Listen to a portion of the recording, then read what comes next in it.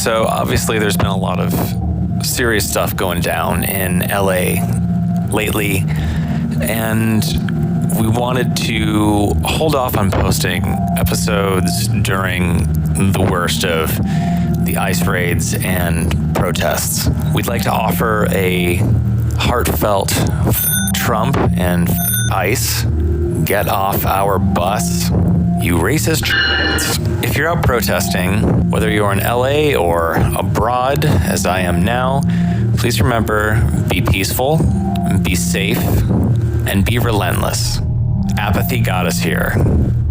This particular episode we recorded before everything went down, but we think it's appropriate given the war against the poor that the current administration and powers that be are waging against a lot of us, and is about the excesses of billionaires. In this episode, we are talking with Phyllis, Ling, and Eric Adams from Stop the Gondola, which is an organization that is fighting to stop Frank McCourt from building a gadgetbahn from Union Station to Dodger Stadium that really serves nobody.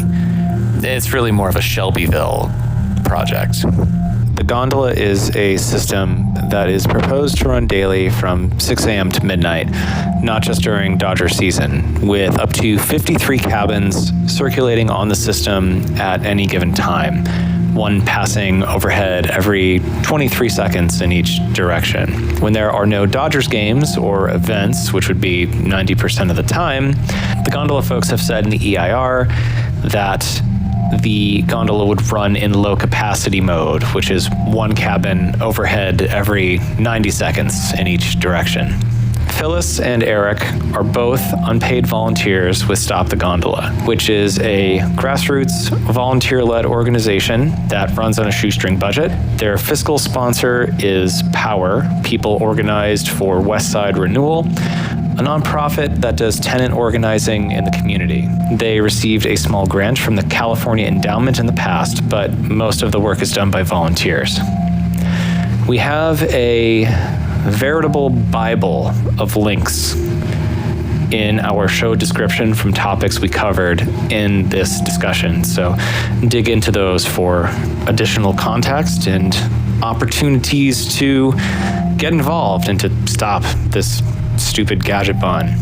Like, really, build a BRT. Also want to mention that Stop the Gondola's June 26th event, picnic rally in the park at the LA State Historic Park, has been postponed. Follow Stop the Gondola for more information on when it's rescheduled. Nobody gondolas in LA. I took the 182 to the B line, and then I got to, and it was nothing eventful whatsoever. I'm always on the lookout because we want to be honest about like the good and the bad, and there's nothing. It was just fine. I got off at Wilshire, Vermont station, and I was going to, the transit app said to take the 20 bus, or I could have taken the 720, but I was there pretty early, so I thought, and it's such a pretty day out. I love this weather. It's windy and overcast and cool. And Koreatown's one of my favorite neighborhoods. So I just thought, I'm just going to walk down. But how long will it take? And it took me 20 minutes to walk here from there. So I just walked. And when I got out of the train, I was like, it smells specifically like American Chinese food in the train station, and then I was trying to figure out where is it coming from. And there's a Panda Express upstairs. And I was like, oh, that has to be what I'm smelling, because it just smelled like that kind of really Americanized Chinese food. But it was nice. Like, you don't always think that a public train station is going to have a good smell, unfortunately, in the U.S. Broadly speaking, I was recently spending some time in San Francisco, and I was Caltraining all up and down the place. I was on the, I guess, the west side of the bay up there. Very much enjoyed it.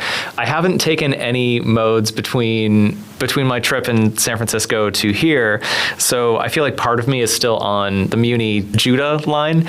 Usually I'll take a little train down to the beach, go for a run. I got to run on the new highway park up there, despite what I overheard people complaining about at restaurants. Like, oh, it's gonna be traffic. It's gonna be whatever. When I was going down to the park, I was there for the most of the day, and traffic, there was nobody there. And during rush hour, during the rest of the day. The sky didn't fall? Did you check? The sky did not fall. It did not hit me on the head. You can't always tell in San Francisco if the sky's fallen or not. That's true. Sometimes it's real foggy. Yeah, it is hard to see. But yeah, I saw no traffic on the other streets running along. There was nobody there even during rush hour times, and it was a fantastic run. A mile, 2 miles of uninterrupted paved road surface, amazing. Well, they used to have a freeway through like by the real touristy area that fell down in an earthquake, and then they just never rebuilt it. But it was the same thing. They were like, if we don't rebuild this freeway, it's going to kill our city and we're going to have traffic everywhere. And it just didn't happen. So they were like, maybe we just don't rebuild that freeway. I'm firmly in the camp of just don't let the freeways go. Don't fix them. We don't need them. But then I took the Starlight down from the Bay Area back here, which is the super long, standard rail on the way. One thing that I like about these long Amtrak trips is, unlike the airport, psychologically speaking, if you're going to fly someplace, you plan to, I'm going to get home, I'm going to do X, Y, Z. I have this whole big long day planned out. When you take the Starlight, though, because you're going to be on a train for 9 hours, that's your day. Your day is just train, is just relaxed. Did you get a cabin? Or did you no, I try to get the farthest back seat that I can, like final car near the end. When you're coming from the Bay, they usually stick you in the last car anyway. Mm-hmm. So I try to sneak my way into the very last seat at the end of it. It's more comfortable. Yeah. And this time I just read for 8 of those hours. But what I was going to say before is my train was delayed by about 40 minutes. And normally I would be, pulling my hair out. What is going on? But because my whole day was planned to be a travel day anyway, I took out my sketchbook and painted the train station, the Diridon station in San Jose. And it turned into quite a nice sketch. I find that just those little psychological shifts of taking the train, taking transit, getting out of the reactive rush that modern day society puts us in is just so helpful and relaxing. But that is enough about me. How about our guests today? Perhaps introduce yourselves and tell us how you got here physically and in the grand scheme of things. Phyllis Ling, started Stop the Gondola. So I got here by bus, 2 buses. Actually, I looked on my phone just to see how long it would take, did the Google Maps search, and I was like, you got an hour. So then I just planned my schedule like that, and I left. And then I was like, maybe I'll have time to get a boba. So I walked a little bit towards the bus stop, and I stopped for a minute just to see if one was coming, and I didn't see one. So I was like, okay, I'll just walk and I'll go get a boba on my way. And then I saw the bus pass me, and that made me a little nervous. and then I was like, maybe I shouldn't stop. I don't know if I have enough time. I don't want to be all nervous, all waiting for the next bus. So then I just went to the next bus stop and then caught the 45, and then that was fine. I transferred to the 720, and that was fine. But yeah, before, when I searched for the directions, I just saw the time it would take, and then I didn't look at the details, and I thought I was just going to walk to the A line and then to the D line or something, but I forgot about the construction closure. Me too. Maybe we should mention why there's construction. Do you know? I mean, that's the phase 1 of the D line extension. So this fall, by the time this episode comes out, no, just kidding. This fall, when it's going to reopen, it's going to go to Beverly Hills. So it'll be like the first big extension of this subway line that's really began in like the 80s, like 86, I think was, yeah. So, and I was trying to remember what's around that part of Beverly Hills, and there are a bunch of theaters over there. It's kind of like you think Beverly Hills, or at least I think Beverly Hills. I'm like, ugh. But that part of Beverly Hills has the Fine Arts Theater and Saban Theater. I'm not sure how to pronounce it. And I probably won't be taking it all the way to Beverly Hills that often, but it will go by the Miracle Mile, the LACMA and the Peterson, because I love seeing cars in museums. And Is that where the first extension is going to? I believe so, all the way to and the Beverly Hills station is going to have a public restroom. So something we haven't tried in building since the days of Southern Pacific and Atchison, Topeka, Santa Fe Railway. So, and there will be a Wilshire La Brea one. So Miracle Mile will be easier to get to El Rey Theater, Yugo Kitchen, so hopefully that will be happening. And then the K line is going to be done in June. So it feels like there's a lot of stuff happening right now. The A line extension to Azusa feels like it's getting close. Boy, speaking of all this public transit, I drove. But my excuse is that I'm a disabled guy and that my car is my wheelchair. And I have been a transit rider probably half of my adult years, either just because I just didn't have a car or didn't want one. So I have definitely navigated on public transit for many, many years and I always advocate for it. But the nature of my disability is a car really is the best way for me particularly. And so it took me 20 minutes to get here and it was brilliant. And parking was easy. So, and I looked at the parking lot, the surface parking lot out front. They're rebuilding it as a subterranean one with a little park space, green space on top. So that's coming along. There's some pipes laid in there. Yeah, I was debating taking my Vespa today. So I haven't ridden in a month, and I really need some practice on it. I was talking with the library about, where do I park a motorcycle out here? And they mentioned, just use the lot next door. And the last time I took my Vespa out for a non-work outing, I went to play Dance Dance Revolution at the Howard Hughes Dave & Buster's. It turned out to park a motorcycle for 2 hours, it was like $12 or something ridiculous like that. Maybe I'm missing the forest for the trees or penny wise, dollar poor, but I'm like, I'm not spending $10 to park. No, I will take the bus. But I guess in terms of advocating for transit today, this episode is, about Stop the Gondola and the proposed gondola project thing to go to Dodger Stadium. Normally we are advocating for transit, and I feel like this is a weird discussion where we are advocating against something that is masquerading as transit. Well, it is transit. I mean, mass transit? Maybe not. Public transit? No. So maybe I guess to start, can you give a broad overview of how did this project happen? How did we get here? And what? And why? Yeah, why is this the proposal? Well, I'm definitely going to defer to Phyllis on this one because she started the whole coalition. I started the website. Sometimes I feel like I'm going to have imposter syndrome if I say it like that. We're all imposters here. Yeah, we're all imposters.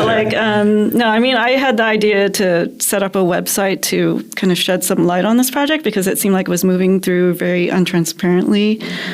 So it was introduced in 2018, this project by Frank McCourt, or an LLC that he started, and to propose a transit connection between Union Station and Dodger Stadium.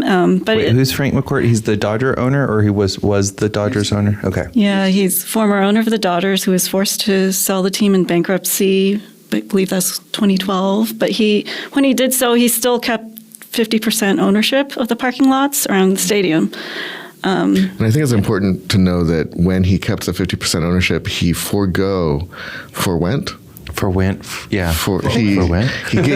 he gave up any participation in parking revenues. So the only reason he owns that 50% is for future development rights, and that's important to the story later. Yeah, so he proposed this transit connection in 2018. At that time, there weren't any details about it other than it was supposed to be a connection, but there was a big flashing announcement. And I kind of remember seeing that in the news, and Mayor Garcetti at the time, he also, was at the press conference, I believe, and he said, this will be, I really see this happening by 2022. It won't need to go over any homes. At that time, they didn't have any route or anything. So I was just like, okay, whatever. I don't know how you're going to do it. But, so then it was about 2 years later when they announced that they were starting the environmental review with Metro. And to me, that sounded weird because like I've been around enough. I'm involved in like the neighborhood councils and things like that. So I've seen kind of how things get approved.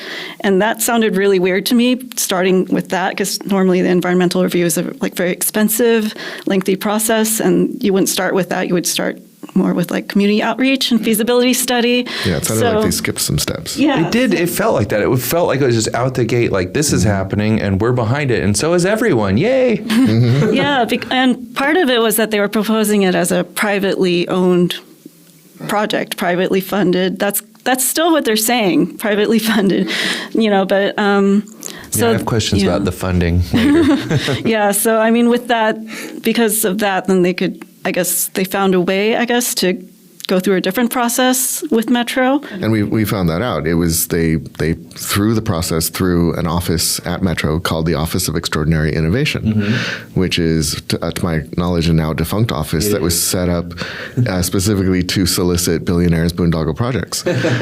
This was at the time when, Loop, the Boring Company and Hyperloop and everything was all in the air. And I had forgotten about the Boring Company until I was like researching this, and I was like, wasn't Elon Musk going to build a tunnel that would take Teslas, and it's basically like a private train for his cars? And yeah, and I remember that announcement being around the same time as this gondola announcement too. Yeah, so Metro wanted to get on the billionaire transit project pipeline and solicit their ideas, and essentially the office was there to streamline the process, to skip steps. Yeah, I remember that name because it sounds like some children's book series, like the Office of Extraordinary Innovation or whatever. And I was like, and it's I just want a public restroom.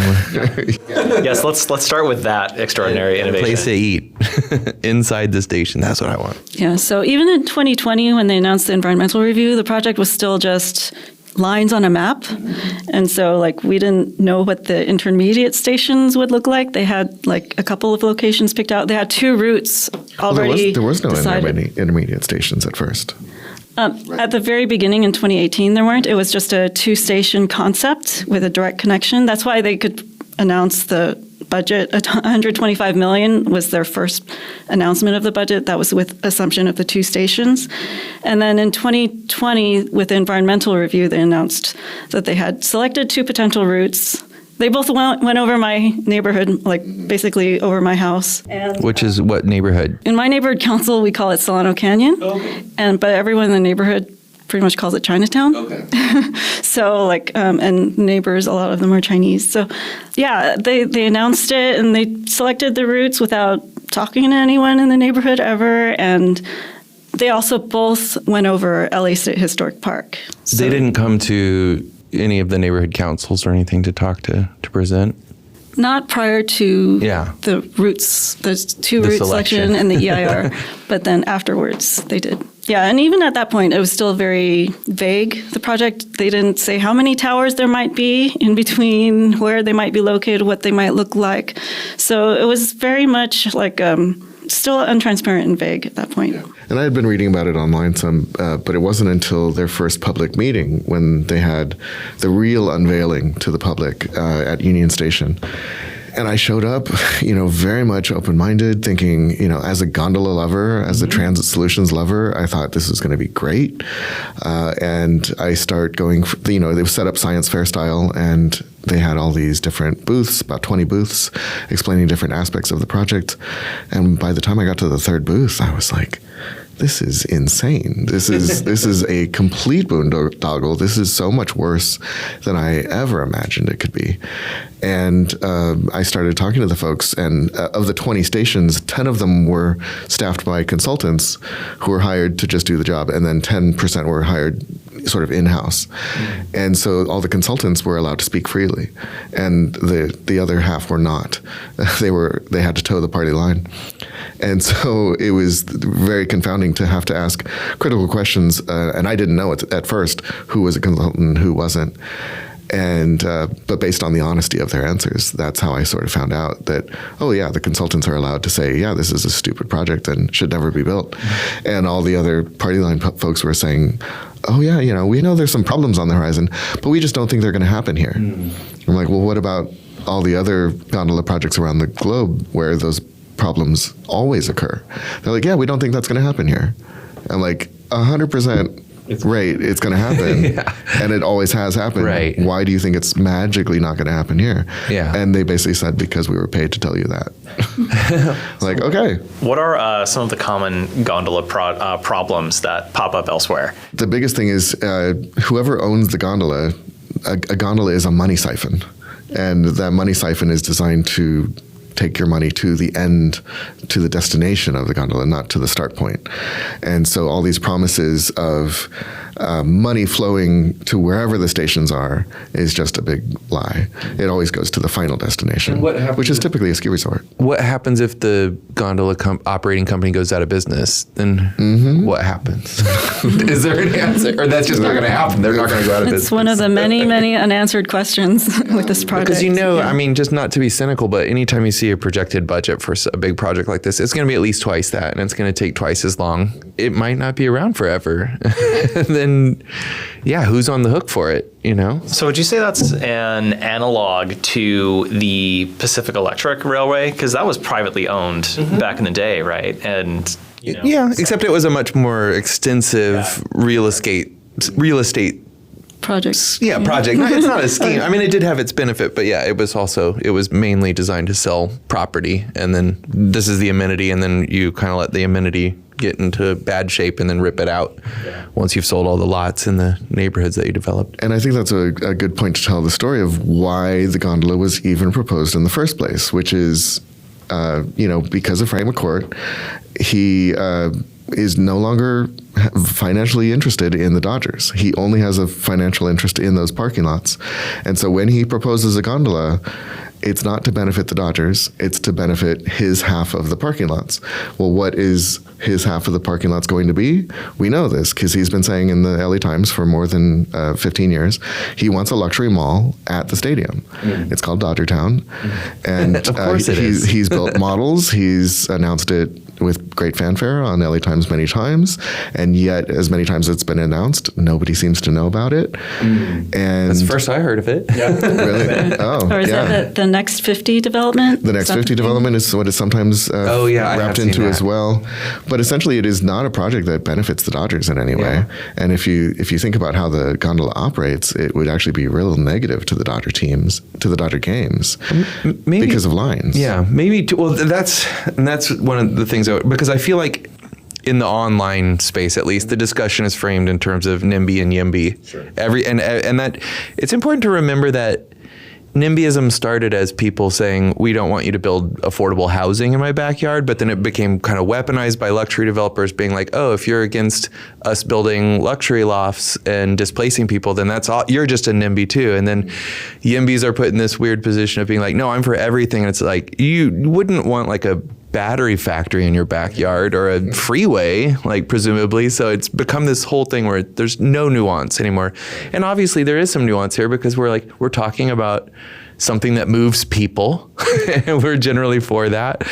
And, but maybe, well, if we were to take them at, good faith argument, like this is to benefit the Dodgers and this is to benefit, if you were to try to think like, because it is a traffic nightmare around there, and I have friends that live in Solano Canyon. I've been trapped in Solano Canyon when there's a Dodgers game because I don't watch baseball and I don't know when it's happening. So then I step outside and I'm like, oh my God. It seems like there are so many easier, cheaper, more sustainable ways of getting people in and out of Dodger Stadium more sensibly that we could also be just doing right now. And like I saw that David Kapoor, who's a friend, I didn't know about he has a thing. And some of it's just really simple. It's like, why can't we just stripe Stadium Way, which is like 200 feet wide? I mean, it's crazy. And it doesn't even have sidewalks on it. I tried to enter Elysian Park by walking there once because it is a close park to me in Silver Lake, but there's no sidewalks. And then the cars were going so fast that I ended up scrambling past the poison oak up a crumbling hillside to get to a trail. And I was like, this is not a way to make people get here anyway except driving. There's 0 bus stops inside of the park. It's 138 years old. It's the oldest large park in the city. It's completely car dependent the way they have it. Yeah, I was like, a blue bike lane. Just create a couple bike lanes, a couple dedicated lanes. I don't understand why they don't have we have the Dodger Express bus, but why? I'm going to have a lot of questions. Why those can't go into more entrances instead of just Vin Scully? I also walked to Dodger Stadium once, and it's 100 feet wide, and then you get 30 feet in and the sidewalk ends. And then that's when the security came out and picked me up because they were like, you can't walk through these gates. And I was like, well, we want me to like rent a car so I can come in here? Because they've geo-fenced it off so that you can't use e-bikes or e-scooters from shares, but you can ride in private ones. You could ride your bike in and put it in a bike rack, but you can't use a bike share, which seems weird and counterintuitive if you're actually trying to make it more accessible to people. But my main thing is, I just don't see how it's going to take any cars off the road because I don't see anyone who comes all the way from where they're coming. They're coming from, say, Orange County or whatever. They drive all the way up, they park at Union Station, and then they get in line for a gondola. Yeah, I think the assumption that they've been making is, there won't be any lines, and that's the thing we keep reminding people is that, to address your point about gondolas around the world, yes, they have these gondolas. Usually they're for a slow and steady, movement of people throughout the day, not really for these mass events like this. And at ski resorts, they have super long lines at times. I mean, even the one in Coachella Valley that goes up to San Jacinto, you have to wait. Last time I waited over an hour. And you have to wait a while. And it's fun. And there's like not any easier way to get to the top of the mountain, really. But and I know that they use them really extensively. They use aerial gondolas in Medellin and La Paz. Like there are cities in South America, but those are also cities where they have even larger bus rapid transit networks, which might be a working solution. There's like 81 home games a year, I guess, at Dodger Stadium. So what does the gondola do the rest of the time? Because it seems like a BRT would benefit people 365 days a year. Yeah, the parking lot is locked 280 days at a year. The public does not have access the vast majority of the year, even though our original contract with the O'Malley family says that they would have public access 280 days a year for a public park. Dodgers have been in violation of that agreement for more than 70 years. Is there anything to do about that? That's a long fight. That is maybe after we stop the gondola. Does Friends of Elysian Park have a so I'm a board member of Friends of Elysian Park, and it's definitely something we talk about. And our organization has been around since 1965, fighting encroachment into the park since then. In 1965, they wanted to build the LA Convention Center in Elysian Park because parkland is always considered free development land for a city. And so our organization was formed in order to stop that, and we succeeded. And then immediately we had to fight an airstrip, county dump. The LA Zoo wanted to move from Griffith to Elysian. We've been constantly fighting encroachment for, 65 minus 25. Yes. Some math amount of years. Dodger Stadium feels weirdly like it's, obviously within or it's surrounded by Elysian Park, but it also feels not integrated with it, like segregated from it. It is not integrated at all. Yeah. Now, thankfully, in the last 2 years, the Dodgers has a new administration, and they have gone from being some of the worst neighbors of Elysian Park to some of the best. They're actually very promising, and they're really trying to work with us to minimize some of the headaches, especially on game days. But also, we're really in long-term talks with them about long-term infrastructure, biking and pedestrian paths especially. And so they know that they've sort of overdone it, and they are now eager to go the other way. They know that thousands of people already bike and walk and take the shuttle to the stadium, and so there's no reason we can't expand on that. It also just seems like that if the gondola got built, it would mostly pull people that do those things. Those would be the people that would be more willing to ride in something than the people that are wedded to their cars. Yeah, I mean, and we know where Dodger fans come from, and the ones that are super local are already finding sort of transit alternative solutions. But they come from what I call the less exciting parts of Southern California. They come from Santa Clarita, they come from Pomona, they come from Riverside and San Bernardino and Orange County. And so, yes, some of those people have a Metrolink option to arrive in LA, but Metrolink stops running at 7 p.m. Yeah. So there's no way for them to get home. Right. So the vast majority of Dodger fans are coming from those less exciting parts of SoCal. They literally have no choice but to drive in and, yes, park either at Union Station or at Chinatown Station and deny those parking spaces to those vendors. And so we don't think that that's very ethical. What about making it even more local and building housing inside the parking lot instead of a mall? Would that be a possibility? Like build Elysian Park Heights, the Neutra projects in the... I think there's certainly potential for that.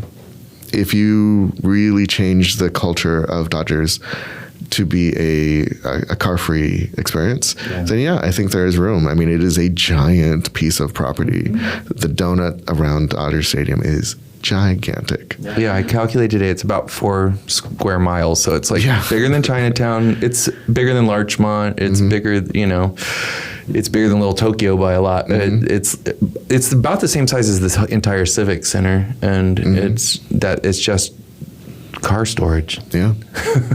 Car storage, only 80 games a year. It's wild. So 200 and more math. Something days a year of nothing, which is why they freaked out when I was walking across it to go to an appointment there. They're like, there's a lone figure walking like a third of a mile just across a third of a mile of concrete. Like, you're not allowed to do that.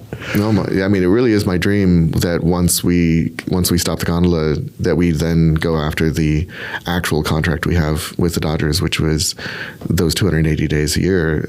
That property should be a park, and we know from the Rose Bowl parking that there is grass that is certainly robust enough to park on and not kill. And so we could grass the entire parking lot. And even better is we could, in the off season, start sectioning it off and building stormwater catchment reservoirs in the bowl of Travis Ravine anyway. And but I imagine the dog walking and the bird watching and the frisbee playing around Dodger Stadium year round would be amazing. Yeah. That is a long-term pipe dream, and I know it is, but it is a dream. No, and when you bring up housing, I think the important thing is if they would build housing up there, that it be public or social housing and not luxury vacation homes. Luxury vacation homes for Dodger fans, right? Yeah. Or just where they stay the night and then they go to fly to their other home on their air taxi. On my excursion to San Francisco, I was taking the N around a bunch, and when you get off the Caltrain station, your first stop or second stop, something like that, is right next to where the Giants play, and it hit me being there just how much more integrated into the city that setup is. You get right off your train, go to your baseball game, train back to another train, and there you go. And up here, my only interaction with Dodger Stadium has ever been trying to go out to a film shoot or something like that and seeing the cut swath in the side of the mountain that leads down into it.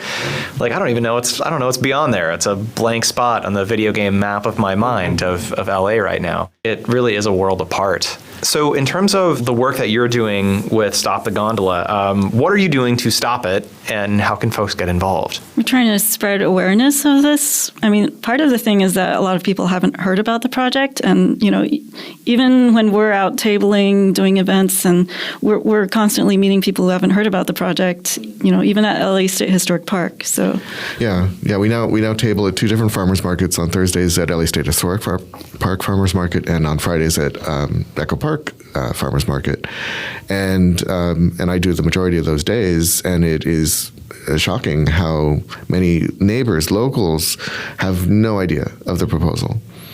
And maybe they've maybe I saw a billboard, but they have no idea of the details. And then when I tell them what the plan is, why it was proposed, how it's going to get built, the damage it would do, they're like, oh, that's insane. Why would that exist? Yeah. And it's like, well, because they used Metro sort of against itself, and they use the Office of Extraordinary Innovation to bypass the voters, and this is all sort of a masterclass in obfuscation.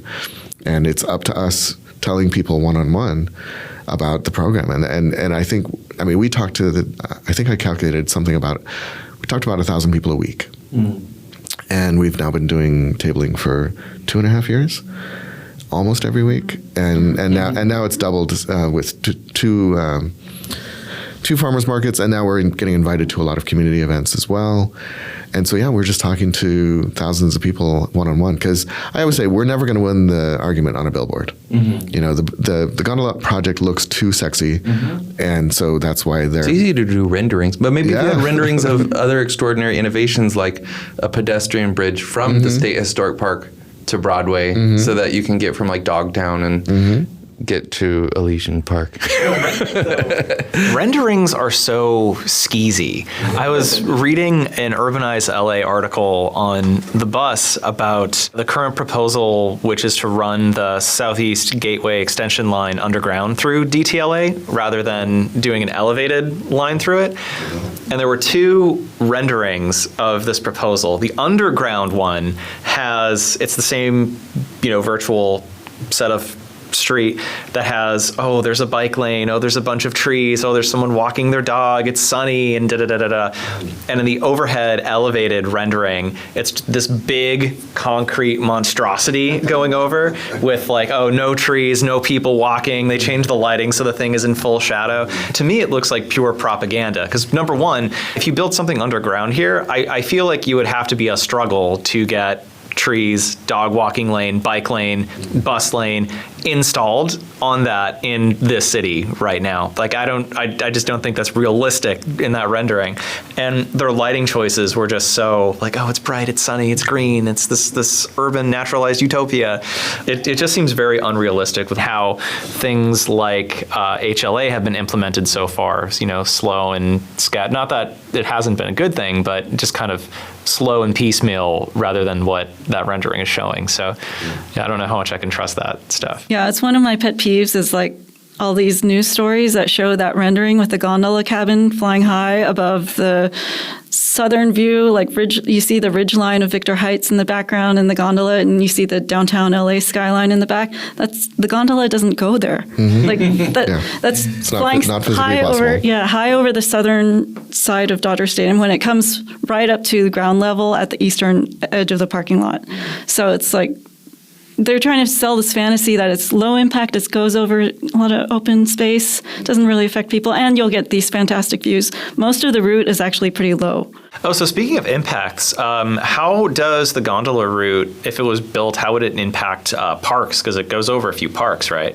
Yeah, it goes over LA State Historic Park. I mean, it would put a giant station, 98-foot tall station, right at the entrance of the park, cut down all of the trees at the entrance, this grove of like 50-foot tall cottonwood trees right there. And how many trees in the park? Technically, I think it was at 75 plus 6 street trees that are technically City of LA property, but I always say 81 because they're at the park, those trees also. So pretty much the entire southern tree canopy of the park would be killed in order to build it. Yeah, and they would fly cabins only 26 feet over this hill in the park that a lot of people play on. You always see like kids rolling down that hill, and people even sit on the hill and fly kites because like it's you have a little extra elevation to work with if you're sitting on the hill and flying a kite, before your kite hits the ground. So yeah, and so it takes about what I call a 10% slice of the park and flies over it, and but it affects views in 100% of the park. So anywhere you're standing in the park, you're going to have a billboard flying by every 12 seconds. And what I always think is like, if this thing got built and it is flying over the park and it is only 26 feet over the park, any kid with a frisbee or a football or a rock is going to be tempted to throw rocks at the cabins because they're so low. And or what if a Dodger fan is drinking and drops, because these gondolas are not air conditioned. Air conditioning in them would people greatly will be drunk in them. No, they claim they will be air conditioned. No, they can't. Because they claim it though. So here's the thing. They also claim they're aerial rapid transit. The LA Art will say anything in order to get a yes from the public, and so we know they lie quite a lot. Air conditioning in the cars reduces capacity by half. So they're either air conditioned and move 1,250 people an hour, or they're not air conditioned and move 2,500 people an hour. And you can't argue with that. That's engineering. That's physics. No, yeah, and I don't believe the air conditioning thing. They say also that the power systems on each cabin, because they're not connected to wired power, will be powered by this kind of a gear spinning, the wheels turning on the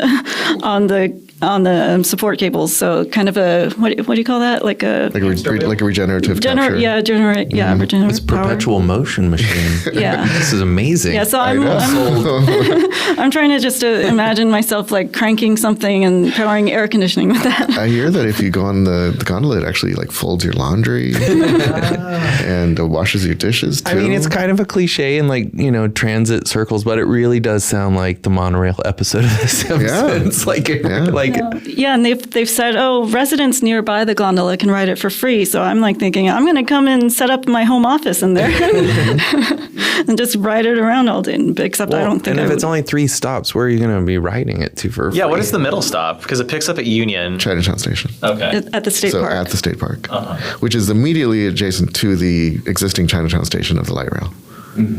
So we're going to have 2 stations adjacent to each other that do not actually connect. Yeah, this project, they say, it provides access to LA State Historic Park. That park already has access. It has a metro station right there. So, although I do think they should, like I said, they could improve access to the park from the Elysian Park side, but for pedestrians, with like a little pedestrian bridge and bikes and stuff. And you don't need, if you were just trying to think of what would be the easiest, honestly, that would be just the best way, because anyone would just rather walk over Broadway and then over the train tracks and then go down to the park than wait in line for a gadgetbahn that, like it just, I don't know. It seems like a no-brainer, but I want to give it the benefit.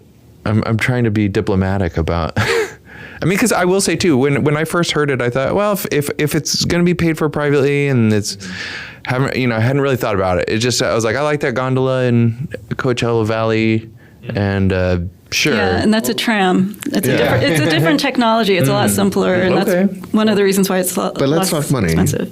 Yeah. And then you start looking into it, right? Their best estimate, most recent estimate, which is now 3 years old, is $500 million to build the thing. Yeah.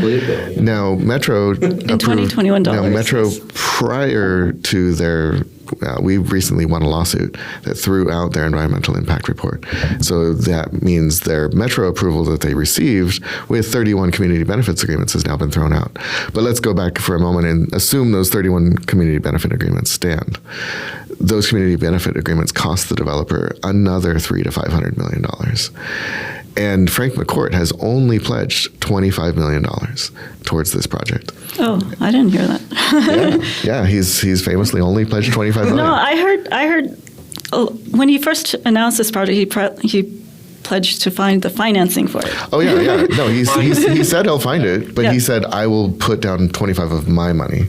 Oh, okay. And I've only heard his limit. that he would pay for the approvals process. He would pay for it through the approvals process, and then the construction, the operations, maintenance, all of that would be handled by this new nonprofit that he formed. Right. But as part of the Metro approval process, the Metro said you need a funding plan in place, and it needs to be within 6 months. Was it? They had different deadlines set up for when they were supposed to present a funding plan, and Metro has allowed ARTT or whoever is taking this project over to pass every one of those deadlines. Like forever they were, and eventually they said, before we do the approval for the environmental review, there'll be a funding plan as part of that approval, and all they came up with was one page in the EIR that was a cost and financing estimate. So there is no funding plan. Can either one of you talk about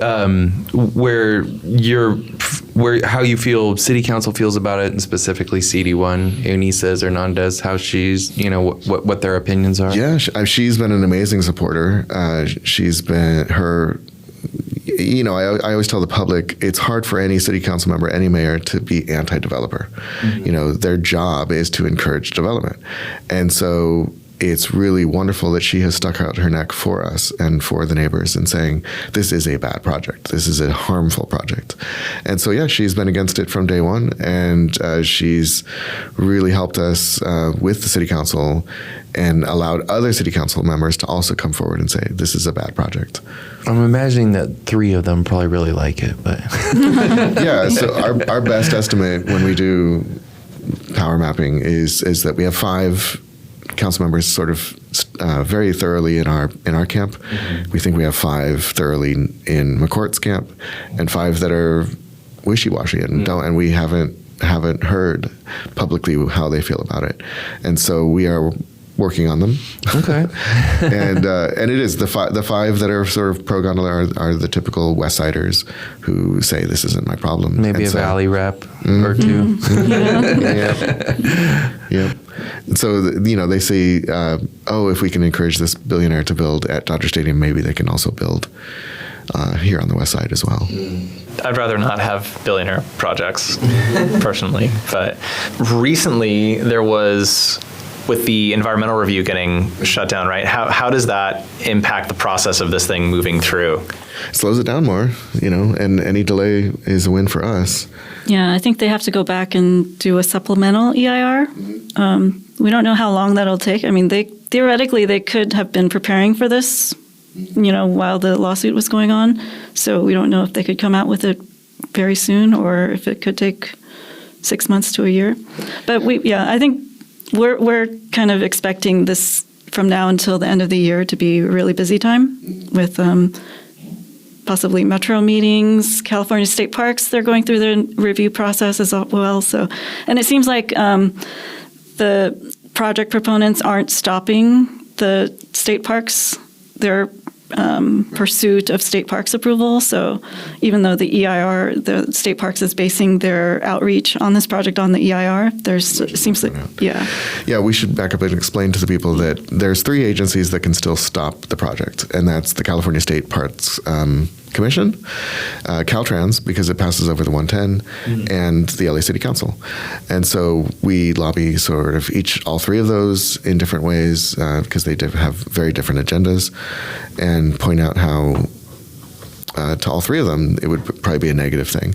We thought California State Parks Commission would be sort of the easiest thing because California State Parks Commissioners aren't usually in the habit of handing over parks lands to private developers.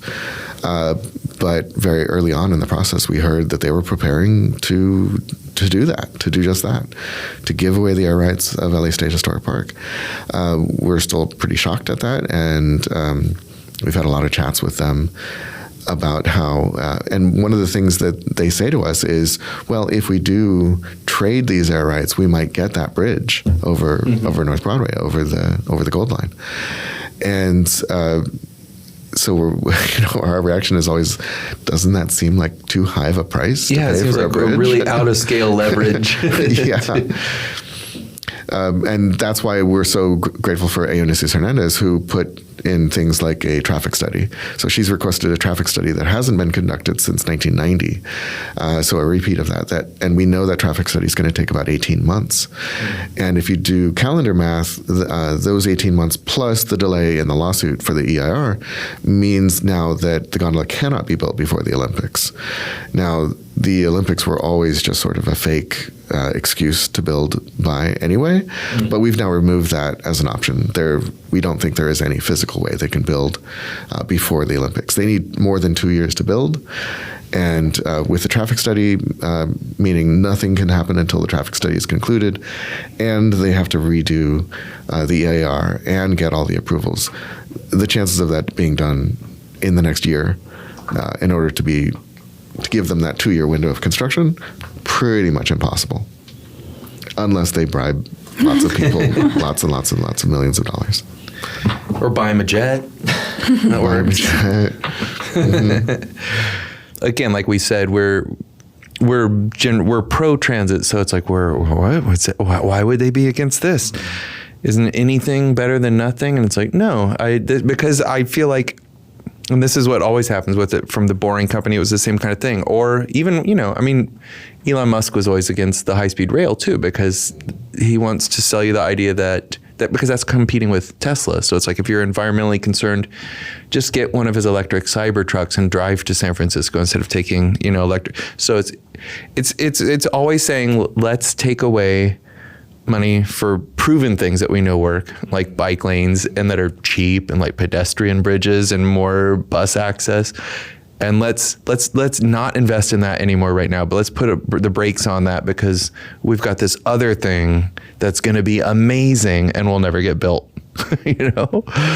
But just that, I don't know. I was like writing down that we're and all the things around it. Like it's Elysian Park is so separated from the city and the neighborhoods around it, even though it's right here in the middle of the city, because it's carved off by freeways and like these hostile wide stroads, if I can use that term, and that we, this city, we're segregated by like automobile dependency and economic segregation and all of these things, and like we are talking about, we want more connectivity.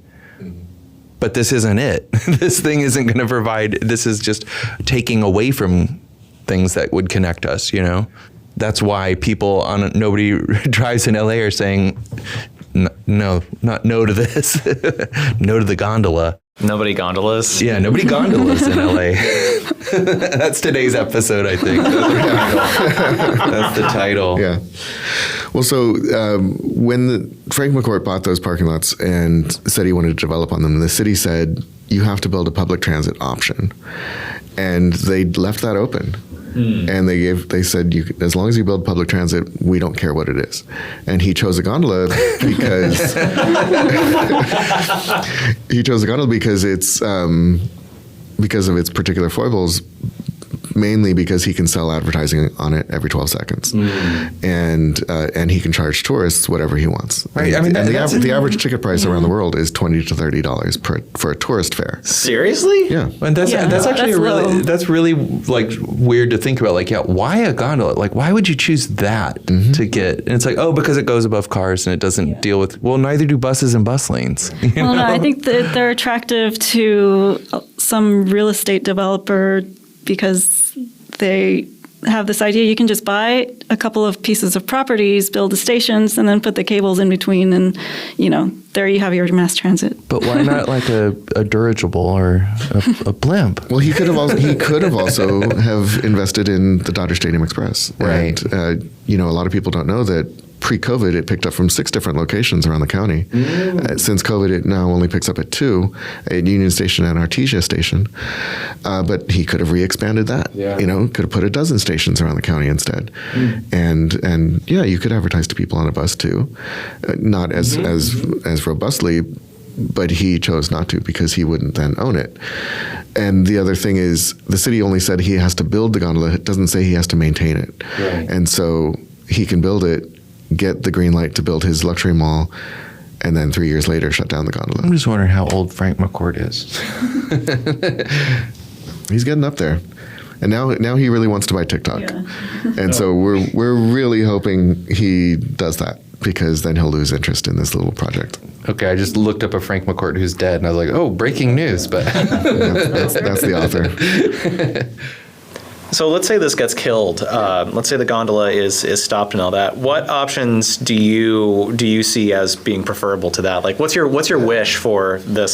So as a side project, completely independent of Stop the Gondola Coalition, I've started forming a thing that right now is called Car Free Dodger Days, but the Dodgers don't love that name, and so it might be Car Free Stadium Days or Car Free Event Days or something like that. But essentially, it's creating new traditions on Dodger game days, surrounding bus, bike, and pedestrian infrastructure. Thousands of people already go to the stadium on foot, on bike, and on scooter, and at the Dodger Stadium Express. And so why not shine a light on that? Why not zhuzh that up even more? Why not plus it up? It's a 20 to 25 minute walk from Chinatown Station into the stadium. Cuts through Chinatown, the best parts of Chinatown.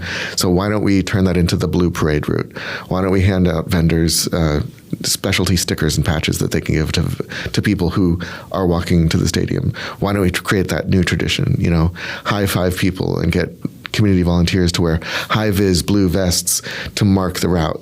We'll have some crossing guards on the 2 streets that they have to cross that are a little bit treacherous, and make it a fun thing, and stop and get a boba, stop and get a beer, stop and get some ramen on the way to the game, and do the things that they've been promising and lying about for all these decades.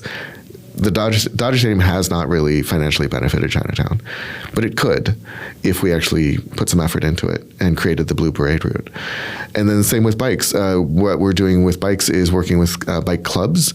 So bike clubs that have hundreds or thousands of members. We're using Google Calendar to say, hey, pick a date, and on those days, we will get you a bike valet. And so we'll park your 1,000 bikes without problem. And because there's 1,000 of you, you'll actually get a group discount at the stadium as well on tickets. And so, and then with buses, we have a dedicated bus lane for the Dodger Stadium Express, that last mile on Sunset to Vince Scully. And so I've asked them, hey, if we approached City of El Monte, City of Glendale, City of Long Beach to sponsor a bus, could they share that bus lane at the end? And they said, yeah. And not only that, Eunice Hernandez's office helped him find a parking lot with LA City Sand where the buses could stage during the game so that they wouldn't affect Dodgers operations during the game. So Car Free Dodger Days is a collaboration between CD1 and CD13 who have signed on. The Dodgers themselves have signed on, and Department of Transportation has signed on. They're all interested in finding solutions. They all want to reduce the headache of Dodger game days. And so this is an independent organization that has nothing to do with Stop the Gondola Coalition. It's just all this talk about transit that we've now been doing for 3 years plus has said, oh, people are already doing this. Let's just help them do it easier, help them do it better. Let's give them some incentives to do it. It seems even just like key. Some wayfinding and like just for sure. Because I told someone that I work with who is a big baseball fan, and he was like, oh, we just go to Chinatown Station and walk. And I was like, I didn't even. It's not hard. No, that was a thing, but like, So I, as a disabled person, walked it. I can walk. I just don't walk well, and I walked it. And it took me 25 minutes. I think an able-bodied person would be about 20 minutes. Because I think most people, the problem we're trying to solve is most people want to get in and out of there without waiting in line and like sitting around for a long time to snake their cars out of this vast parking lot, or to stand in line for a gondola that comes along. I do want to talk about the math of the gondola for a second. We didn't mention this, is when people think this is going to help with Dodger games, the only reason for this gondola is for that luxury mall. It does not help Dodger games. Because imagine, so it can move 5,000 people in 2 hours, and that's about as early as people are willing to arrive at a baseball game. That assumes they've all arrived at exactly the right time, from 5:05 to 5:10, 5:15, 5:20, 5:25, exactly. They have to arrive at the right time, otherwise it's going to be long lines. But what happens at the end of the game? The game ends at the same time. All 5,000 people who took the gondola now get in line to take the gondola home. If you're in front of the line, that's no problem. If you're halfway through the line, that's an hour wait. If you're at the end of the line, that's a 2-hour wait. Why would the Dodgers as an organization want that? Right. They're making the experience nominally worse for their fans. So I always say the Dodgers are not actually involved in this decision at all. The Dodgers aren't involved in this gondola. Frank McCourt is the gondola. The gondola is Frank McCourt. Is a mall a good investment even? Or is it, I don't know. Caruso seems to think that they're a good idea. And it is very much a Caruso-esque mall. If it's a Caruso-esque mall and has like a little trolley that goes around in a circle from the Olive Garden to the Victoria's Secret, it's like people will line up to get on that. I don't know, but even look at something like the Santa Monica Promenade, right? Like what was formerly it's 80% empty. Yeah, it's empty, and like the main, at least for me, the main attractions down there are the West Side Comedy Theater, which is not commerce at all. It's experience kind of stuff, right? So it seems like the idea of putting them all anywhere at this point is very... People do still go to the Ovation at Hollywood and Highland. That's what the Hollywood and Highland Mall is called now, the Ovation. Yep. And it's like, they want to go to a Foot Locker or a Wetzel's Pretzels. Like you fly across the country for that? Well, you have to remember that the Dodgetown luxury mall idea is more than 15 years old. You know, this was at a time when That's true. When People went to retail, malls still. You also have to understand that one of Frank McCourt's biggest regrets was he opened a luxury mall in Baltimore and it went out of business in 9 months. And he's So the man knows malls. or he keeps bankrupting every venture he's involved in and wants to keep proving himself. Tomato, tomato.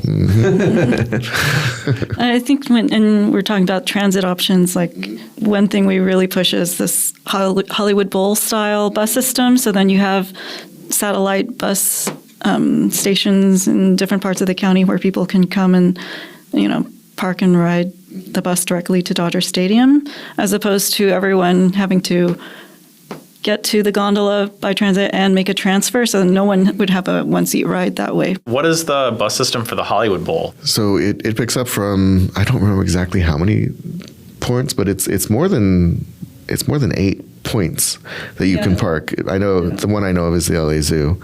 You can park there and Oh yeah, and I have transfer. seen that bus. Yeah, but I think they pick up from something like 6 to 10 locations around the county. Yeah. And Hollywood Bowl holds, what, 18,000 people?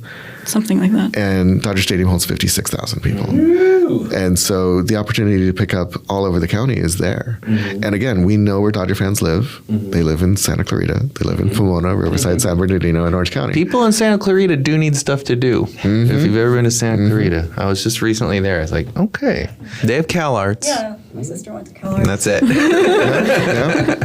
I'm still looking for the rest. I hear Old Town New Hall is kind of charming, but I'm not charming enough to get me to go all the way out there. There is a studio up there that specializes just in fake airplanes. So you book this place and there's a bunch of like, oh, this corner is a fake airport. This is like the plane that's cut in half so you can film inside of it.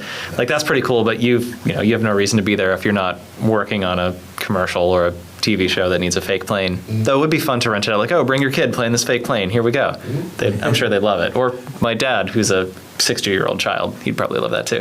I think it's important to know that, like, I mean, bedroom communities exist everywhere, and that's fine. We're not knocking them for not having things to do.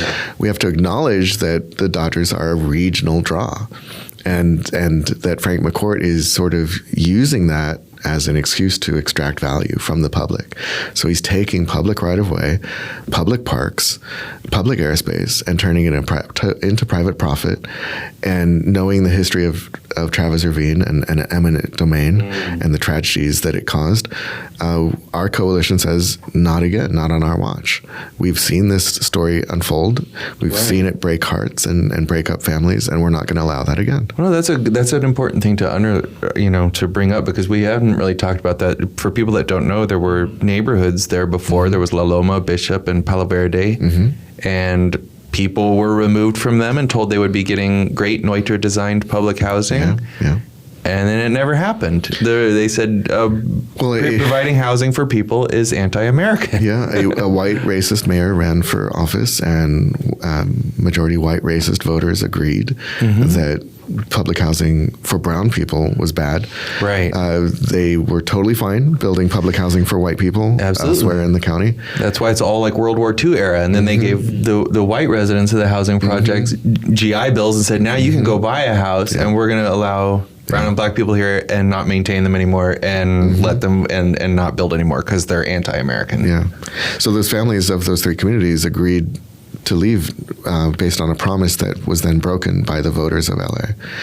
And then the Dodgers came in, and now the city had this sort of piece of land that they didn't know what to do with, and got a sweetheart deal on it.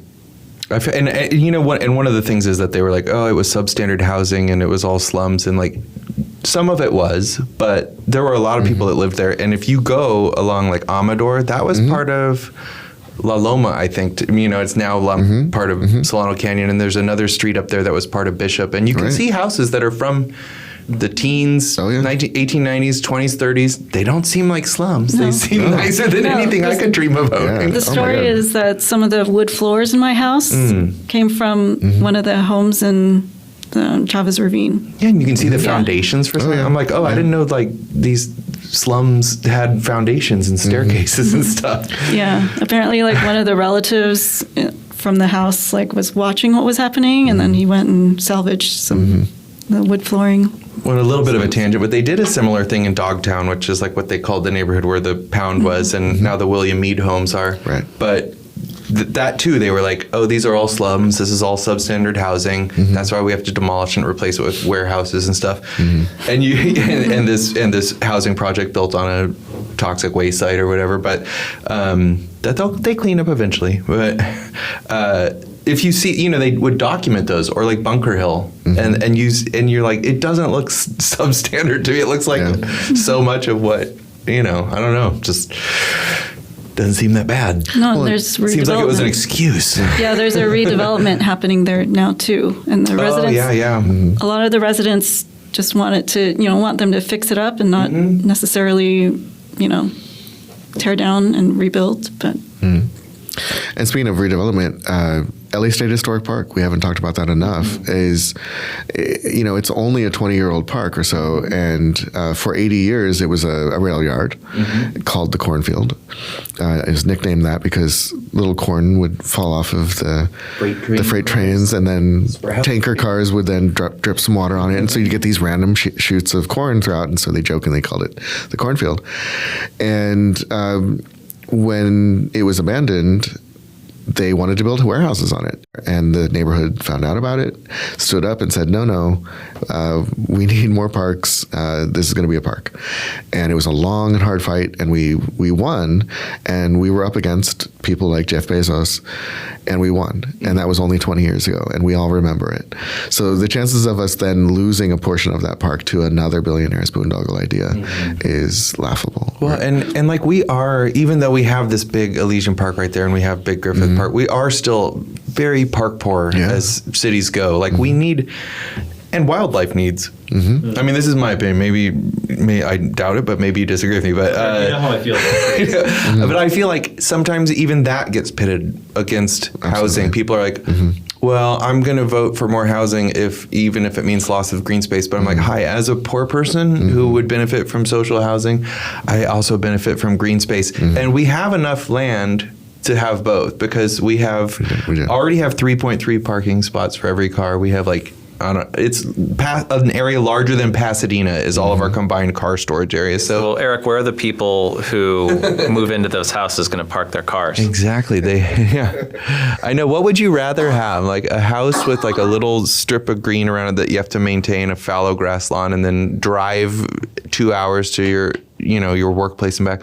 Or would you just rather live in like a place that's a little denser, but also has park access? Like the park is your yard, like that's the public yard. I try telling that to my grandfather every time I go home to visit and have to mow his line. Just, grandfather, my yard work is doing a beach cleanup. I'd much rather do that. Yeah, or like joining a trash pickup club or something, Yeah. Like that's more productive than like maintaining a fallow grass lawn, which goes back to England and people wanting to just show, it's like, look how much I can afford to, I'm so rich that I can have this thing that produces nothing and that wastes my time. And if you're going to grow anything, you need to grow it in the back. That's why your gardens are always behind, because that's kind of sad if you have to grow your own food, live sustainably. Money and maintenance and funding was no issue. Then what would your dream transit project be? I'm very much enamored with Caltrain from my time writing this, and I would love for Metrolink to have Caltrain-style electric cars and service until 10:30 p.m. I would love that so much. I was going to say run Metrolink trains later, so now I have to come up with another one. In general, or yeah, just anything. Fare free. I want to see fare free transit. Having free accessible transit as an amenity to your city only benefits your entire city. And it is a huge investment multiplier for every city that's done it so far. And then you don't have to worry about enforcement, and you can take away maintenance costs on fare readers and tap cards, and you can save millions and millions and millions of dollars by going fare free. I would love to see fare free. Well, we've talked before about, you don't get charged when you call 911. No one says, oh, they're not, the new police helicopter is not making us any money. It's like, it's just a cash dump. Say maybe like dash buses, more of the electric dash buses, but then specifically going to like the seniors in Chinatown and asking them like where they want to go and have direct connections, say to like supermarket, since we don't have a full service grocery store in Chinatown anymore. So like some regular frequent service like that for the seniors. For sure.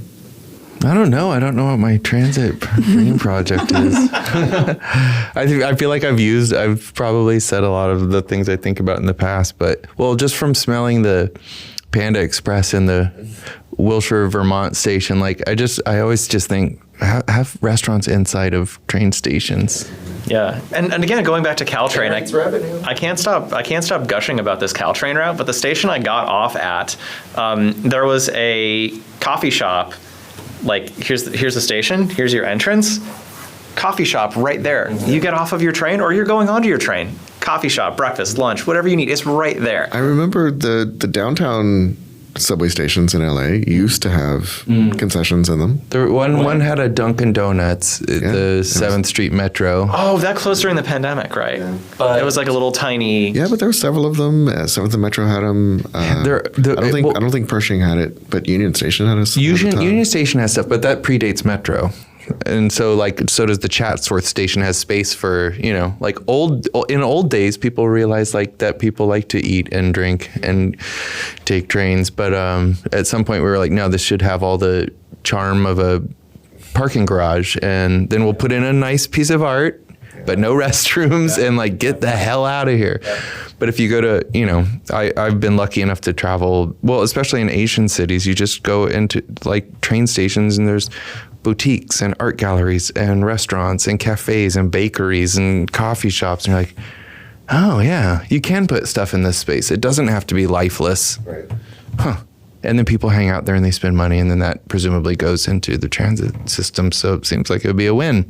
It maybe maintains the bathrooms because they all have restrooms too and changing stations and wait, When I'm tabling with the public, a lot of people they sort of test me on my actual gondola love. Because I say, no, I'm a gondola lover. I'm just against this particular gondola. Right. And so they're like, well, where would you build a gondola in LA? And the only one that I came up with, and you'll find out in a second why it's a horrible idea, was to retrace the old Mount Low. I was going to say that. No, the funicular rail. Mount Low Scenic Railway as a modern day gondola, I think would be cool. But since the fires happened, right, that's why the Mount Low Railway is gone. Would be why that gondola would be gone too. Exactly. So yeah, I don't think we got one. And then a lot of people don't know there was a proposal around the same time this was first proposed for a gondola from, I guess, Vermont Station to the observatory so that people could have an easier way around the observatory and the Hollywood sign. And because they passed over homes that were multi-million dollars, they had a little more say. That was shot down really quickly. And that's why I say there's a reason our gondola goes over some of the poorest zip code in California. Well, and you can take a dash bus up to the Hollywood sign. You can take a dash bus up to the observatory. I found out recently that is the highest performing dash bus. I am not shocked at all. It is the most profitable dash line in the county. Huh. So maybe we do just more buses. What are the dash buses? Where do they go? And how might you use one of those? Because mostly I'm just, I live on the west side, so I'm taking Metro in or I'm taking BBB, but I haven't played around with any of the dash buses or those. Dash is very much meant to be internal to a neighborhood. And so small loops within your own neighborhood. And except for the commuter express, right? They do that. Those go further out. But that's a different. The dash buses, they're both Los Angeles Department of Transportation, not Metro. Yeah. And it's really, it's in the name. I'm going to dash to the store. Right. I'm going to dash to the laundromat. I'm going to dash to the library. And so they're not really meant to connect communities. They're the inter-neighborhood ones. And so, we're also advocating for them to go and cut through Elysian Park, which they used to do and haven't done. Because I was told by my Elysian Park friend, Media Lab founder V Ha, that there is not great bus. She rides her bike to the library to work, but then she's like, there's not great bus access. Well, okay. So where can we find you both personally and If you want to be found. if you want to be found. If you don't want to be found, I'll Where delete should that. where should we misdirect people? Yeah. Well, let me plug Friends of Elysian Park in general. That we are an advocacy organization. We're a very small but mighty group of people who really have an amazing relationship with the city, with parks departments, with all sorts of tangential organizations because we've been around so long. So we have a lot of institutional knowledge, and we're always recruiting new board members and new friends. And so elysianpark.org is our website. Please check it out. And then at Elysian Park is our Instagram, where we're most active. We do quite a lot of gardening parties and special events. We've got a Flag Day ceremony coming up to honor World War I veterans, which is actually always a real little treat. And our 140th anniversary is coming up in a year and a half, and we are hoping to have to announce some big plans soon that are still being debated. But think about large-scale replantings, reforestations of the park. We are in a long-term plan to recertify our arboretum and turn it into a certified botanic garden and arboretum, which is exciting because it's 125 plus years old and hidden right in the middle of the park, and people drive by it every day and don't know that we have this amazing arboretum with more than 200 exotic trees. It's really cool. Please come explore Elysian Park. Walk around it, drive around it, bike around it. It's so much fun. It's 600 acres of nooks and crannies, most of which is very naturalistic and non-amenitied, meaning so you actually have this really cool island of peace and nature a With little hidden mile and a treasures. half from downtown LA. All these little hidden treasures around it too. Absolutely. Like the sculptures and just Yeah. nooks and quiet areas. I saw sculpture in a parking lot. It was in a parking lot behind a wedge of two buildings. I was working a commercial in Pasadena, and behind this building, here's a carved. I think it was a Statue of Liberty that was in behind a building out of. Wait, where? It was in Pasadena. Oh yeah. There is. Why is this here? East Pasadena. That's There's a little, because there's a big one in El Monte too, of fiberglass. It was like man size. Yeah. I know that one. So Phyllis, where would you like to direct our listeners? To Stop the Gondola, social media at Stop the Gondola. We're on Instagram, Facebook, and Twitter. And stopthegondola.org. Yeah, our website. Mm-hmm. And one of the big things we are doing on that website is collecting a petition. Because of the nature of the gondola, they will always be bypassing the voters. And so what we have to do in order to lobby the different organizations is show them people power. Mm-hmm. And so if we can show them thousands or tens of thousands of signatures saying that people are against this idea, it gives those city leaders more cover politically to say no to a billionaire. And that's really valuable. So please come to stopthegondola.org and sign our petition. You do not need to be a citizen. You do not need to be a resident of LA. You just need to be a stakeholder and care about LA's future in order to sign that petition. So please come and sign it. Yeah, this project affects a state park. So Absolutely. And it also, they claim that tourists are really going to pay for it. Mm-hmm. Tourists and sponsorships. Yeah. And so $30 tickets. So if you're a tourist to the LA area, then even believe it or not, even if you are thinking about coming to LA and you are going to be less inclined to come because of a billionaire's boondoggle, say so. Mm-hmm. Everyone has a say in the future of this city, and so let's design the city we want and not the one that Frank McCourt wants. Yeah, and we really encourage folks to share. Once you learn about the project, the more you learn, the more there is not to like. Yeah. So, and it is the kind of thing where it sounds nice at the beginning if you know just a little bit about it, but then if you know just a little bit more about it, it starts to kind of lose its shine very quickly. So, yeah. All right, see you on the gondola. Like that's our sign.